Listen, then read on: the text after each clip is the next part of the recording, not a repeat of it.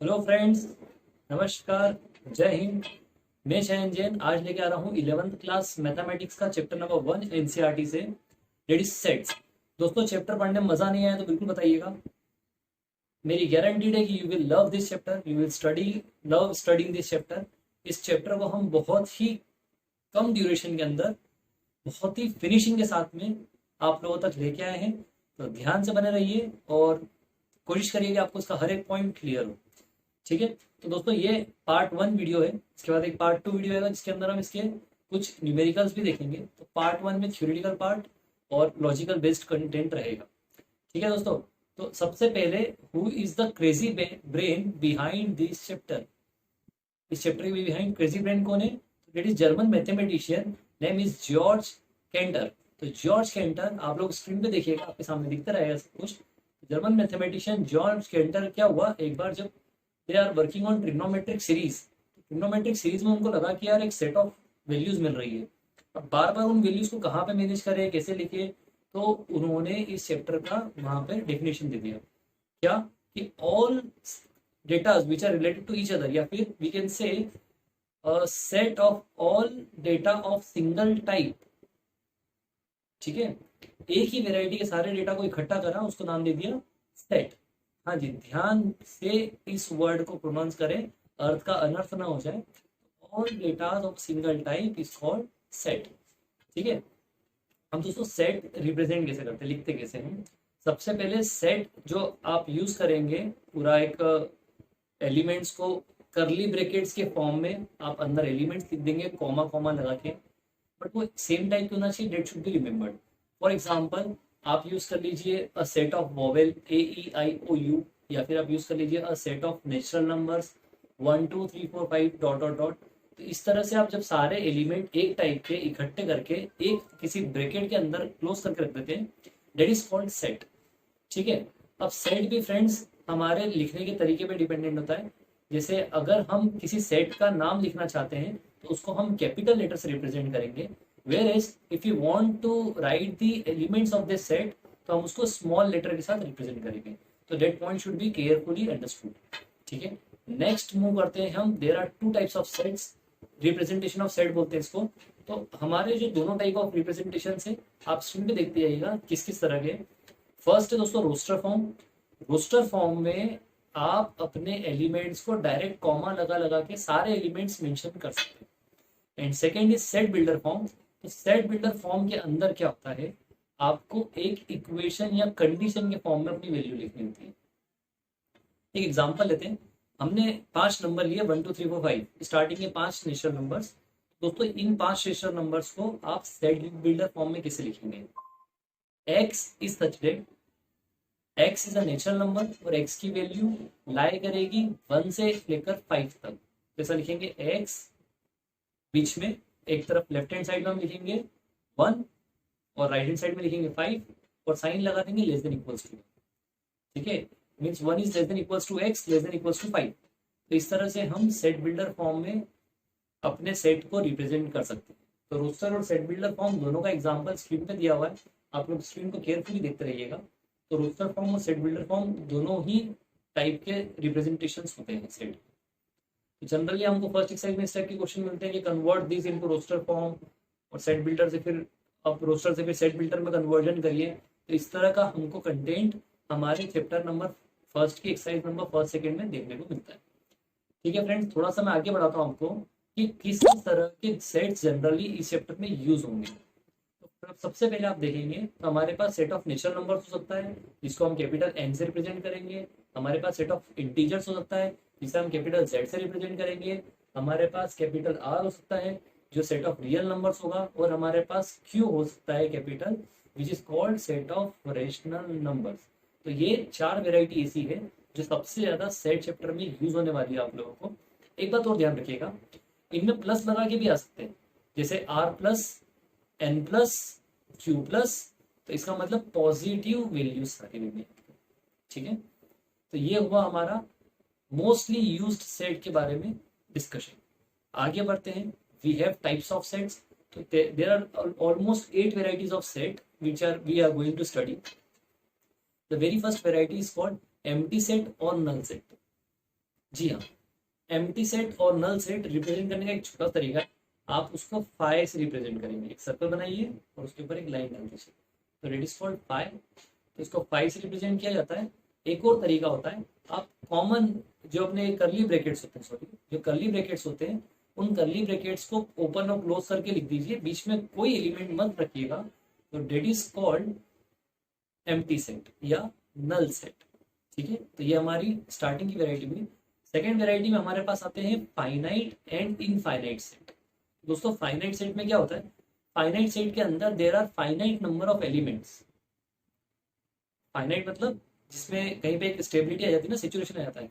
For example set of vowel, तो when we are talk about the set of vowel, तो you can write only 5 elements in it. What are they? A, E, I, O and U. So we have total 5 elements which are included in the set of vowel. But अगर हम infinite set की बात करें या non finite set की बात करें, तो वहां पर लिमिटेशंस हैं। जैसे सेट ऑफ रियल नंबर्स, तो उसमें आप कितने रियल नंबर्स लिख सकते हैं, यू कैन नो। इसके अलावा आप लिख सकते हैं set of all numbers which are less than 5। तो यहाँ पर भी इनफाइनाइट नंबर से विच आर लेस देन 5। तो इस तरह से हम बहुत सारे एग्जांपल फाइनाइट और इनफाइनाइट सेट के यूज कर सकते हैं। Next variety is that is equal set and equivalent set. Both are little bit different. Equivalent set में थोड़ा सा डिफरेंस होता है, पहले ये डिस्कस करते हैं डिफरेंस क्या होता है। Equal set, friends equal set के अंदर आप लोगों को ध्यान रखना है, अगर ए और बी दो अलग अलग सेट है, तो उन दोनों के अंदर नंबर ऑफ एलिमेंट्स भी इक्वल होना चाहिए, प्लस एलिमेंट्स की वैल्यू भी सेम होना चाहिए। तो जब ऐसा होगा ना कि फॉर एग्जांपल ए में 1 2 3 एलिमेंट है, बी के अंदर भी 1 2 3 एलिमेंट है, तो we can say A and B are equal.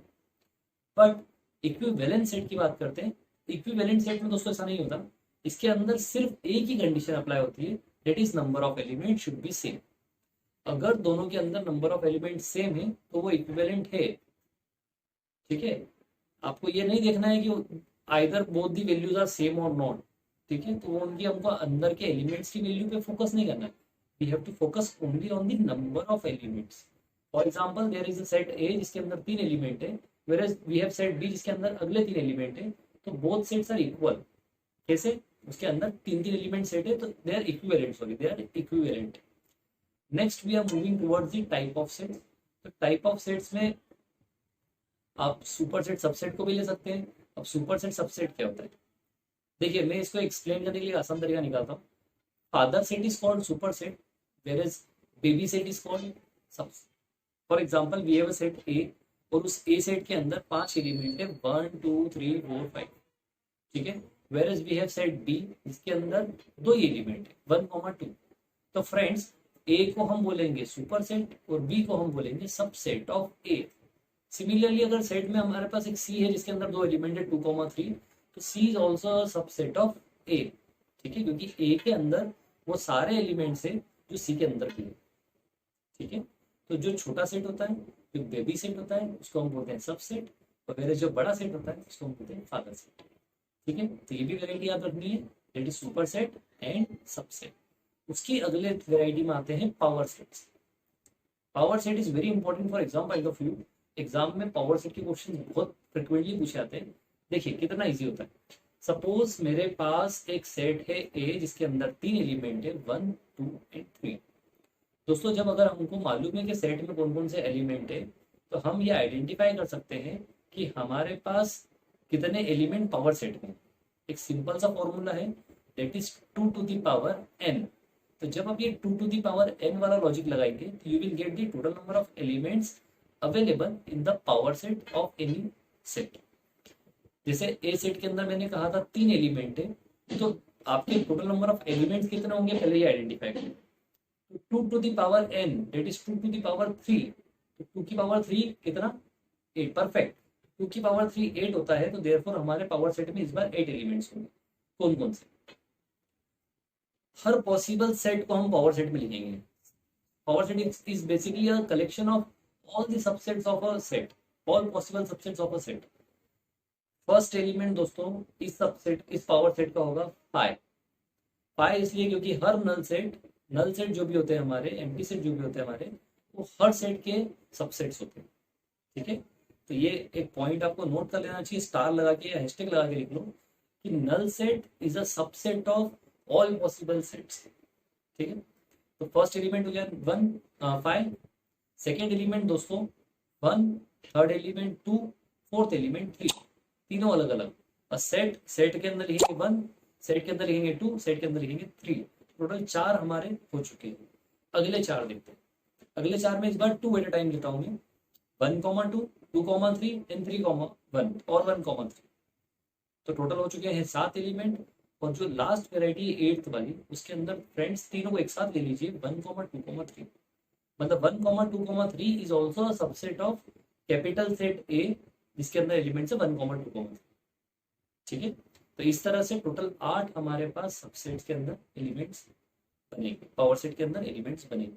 ठीक है दोस्तों, moving towards a very big set that is called universal set. ऐसा कहा जाता है कि अगर आप कोई क्वेश्चन ले रहे हैं, उस क्वेश्चन में जितने भी सेट्स आपको दिए हुए हैं, सारे सेट के एलिमेंट को आप गैदर कर लीजिए, उसको एक सेट में पटक दीजिए, that is called universal set. तो सबसे छोटा सबसेट, उससे बड़ा सुपर सेट, उससे बड़ा grandfather set, that is called universal set. तो आप यूनिवर्सल सेट को ग्रैंडफादर सेट की भी उपमा दे सकते हैं। ठीक है, तो ये भी पॉइंट क्लियर हुआ आपको। तो these are the total, I think there are 9 varieties of sets. अब फ्रेंड्स बात करते हैं हम इंटरवल्स की, कि किस तरह से इंटरवल्स को डिफाइन किया जाता है इस चैप्टर के अंदर। देखिए, इंटरवल यहाँ पे बेसिकली 3 टाइप के होते हैं। First variety is open interval, second variety is close interval and third variety is semi open semi close. अब 1 बाय 1 तीनों को स्टडी करते हैं। ओपन इंटरवल में क्या होता है, आपके दोनों जो भी सेट की रेंज है, जिसे सेट की वैल्यू 1 से लेकर 5 तक जा रही है और सारे नेचुरल नंबर अंदर लिखे हैं, तो आप लिखेंगे ओपन ब्रैकेट में 0 से लेकर ओपन ब्रैकेट में 6। इसका मतलब है कि अंदर के 1 2 3 4 5 सब काउंटेड है। तो ओपन ब्रैकेट्स में दोस्तों जो एक्सट्रीम एलिमेंट्स होते हैं ना, that extreme elements are not counted. तो एक्सट्रीम एलिमेंट्स को काउंट नहीं करते, मतलब फर्स्ट और लास्ट एलिमेंट जो लिखा हुआ है उसके अंदर that will not be counted. तो ओपन ब्रैकेट्स एग्जांपल में देख सकते हैं आप, जैसे यहाँ पे लिखा हुआ है ओपन ब्रैकेट में 1 से लेकर 5 तक, इट मीन्स के अंदर 2 3 और 4 ये सिर्फ 3 एलिमेंट्स हैं। सेकेंड आता है क्लोज इंटरवल। क्लोज इंटरवल में क्या होता है, यहाँ पर ब्रैकेट लगते हैं स्क्वायर बोथ द साइड्स, मतलब क्लोज्ड लिमिट। अगर यहाँ पे लिखा हुआ है क्लोज ब्रैकेट में 1 से लेकर 5 तक, इट मीन्स 1 2 3 4 5 आपको इंक्लूड करना है। सेमी ओपन सेमी क्लोज में क्या होता है, फॉर एग्जाम्पल आपको दिया हुआ है सेमी ओपन में ऐसा लिखा हुआ है, जैसे 1 पे लगा हुआ है स्क्वायर ब्रैकेट और 5 पे लगा हुआ है कॉमन ब्रैकेट, तो आप ये बोलेंगे कि 1 लेना है, 2 लेना है, 3 लेना है, 4 लेना है, बट 5 नहीं लेना है। ठीक है, क्योंकि वो सेमी ओपन सेमी क्लोज वाला लॉजिक है। तो ब्रैकेट्स आपको देखना होगा कहाँ पे पूरा क्लोज लगा हुआ है, कहाँ पे ओपन का ब्रैकेट लगा हुआ है। On the basis of this you can decide कि which type of interval it is given. Next, the very important topic which will help you in solving the questions is Venn diagram. Venn diagram is given by a mathematician जिनका नाम when था, और उन्होंने एक logical diagram बनाया जिसमें there is अ, मतलब all the logical relationship between 2 set और 3 sets can be represented by this when diagram. Venn diagram में किस तरह से लॉजिकल रिलेशनशिप हो सकते हैं, एक एग्जांपल लेते हैं। For example we have a circle of few mens, इसके अंदर मैन है, and we have a circle of doctors. दोस्तों एक बड़े से सर्कल में मैन है, उसके अंदर एक छोटे सर्कल में सर्कल ऑफ डॉक्टर्स है। इसका मतलब क्या हुआ कि वो जो छोटे सर्कल में डॉक्टर्स है वो सारे मैन है। ठीक है, तो इस तरह से हम ये वाला पार्ट देखेंगे कि अगर वेन डायग्राम में आपको दिया गया है 2-3 अलग अलग सेट बना के, तो यू कैन आइडेंटिफाई कि कौन से सेट के अंदर दूसरे सेट से क्या रिलेशनशिप मैच हो रहा है। 2 मेजर चीजें होती है इसके अंदर, एक होता है इंटरसेक्शन और एक होता है यूनियन। इंटरसेक्शन मतलब होता है कॉमन पार्ट, whereas यूनियन मतलब होता है all the elements which are to be related are taken out. For example, तो आप एक देख सकते हैं नीचे एक डायग्राम दिया हुआ है आपको, उस डायग्राम में आपको पिंक कलर से आप देखेंगे शेडिंग, तो पिंक कलर से आपको क्या दिख रहा है, वो बी और सी वाले सेट का इंटरसेक्शन।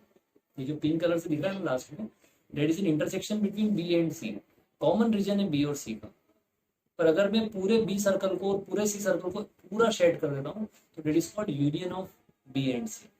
ठीक है, तो दोस्तों ये था रिविजनल पार्ट जिसमें हमने लिया है हमारे सारे लॉजिकल पॉइंट्स, सारे important cream points of chapter number 1 set.